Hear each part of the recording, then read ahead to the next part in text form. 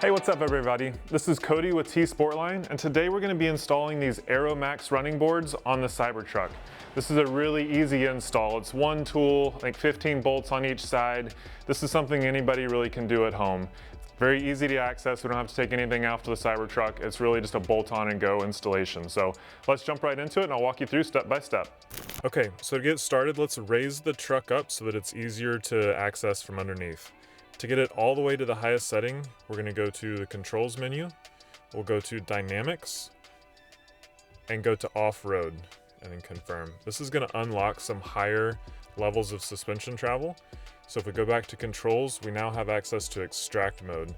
This is going to put the truck in the highest suspension setting and give us plenty of room to work on it underneath. Okay, first let's look at what comes with the kit. You'll receive 2 running boards, and these are side specific, a bag of hardware, and 10 mounting brackets, and all the mounting brackets are identical. All you need to provide are a 13mm socket, ratchet, and a torque wrench. So the first thing we need to do is get under the truck and identify these 5 bolt holes. 1 in the front, 3 in the middle, and then 1 back here.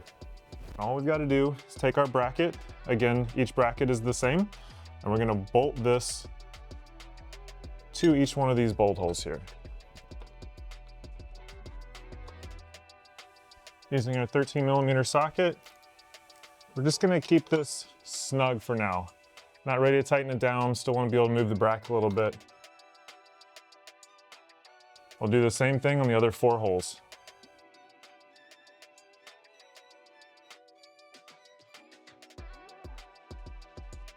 Okay, next we're going to grab our actual running board. And again, these are side specific. So you'll be able to tell that the more pointed end is the front. If you want to double check, the brackets on the underneath are labeled 1 through 5, with 1 being the front on each side. So take your running board and we're going to set it in place on top of the brackets that we already installed, being careful not to scratch any of our plastic or wrap. And set it in place. It hasn't quite dropped down, so I'll need to jump back underneath and line the brackets up to ensure that everything can bolt on, but this is now in place and being held up so I can go back underneath. Okay, I'm gonna hold this in place since it's not firmly bolted in yet. I don't want it to fall off. Basically, all I need to do is go under and align each one of my brackets that we installed earlier with the brackets and the holes on the running board, take my hardware and start threading it in.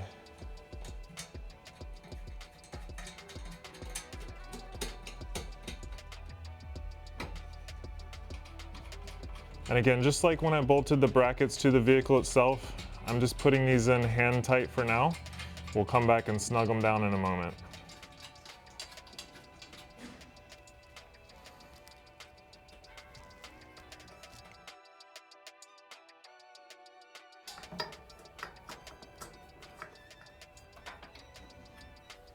Okay, with the bolts just hand tight underneath, you'll notice we still have a little bit of adjustability in and out on the board, and that's just because there is build variation on the Cybertruck.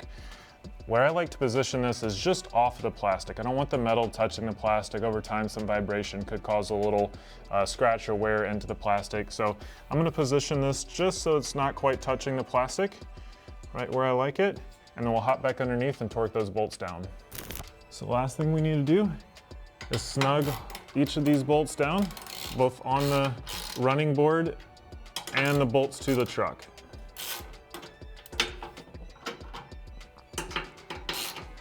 And finally, I'll come back and torque each bolt down to 19 foot-pounds.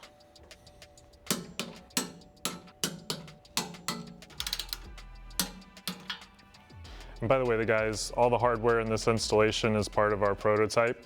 Although these are silver, the production parts will be black. Okay, we're all done on this side.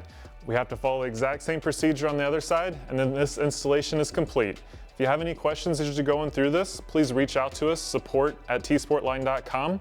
Otherwise, like this video, subscribe to the channel, and check us out for more Cybertruck content coming your way.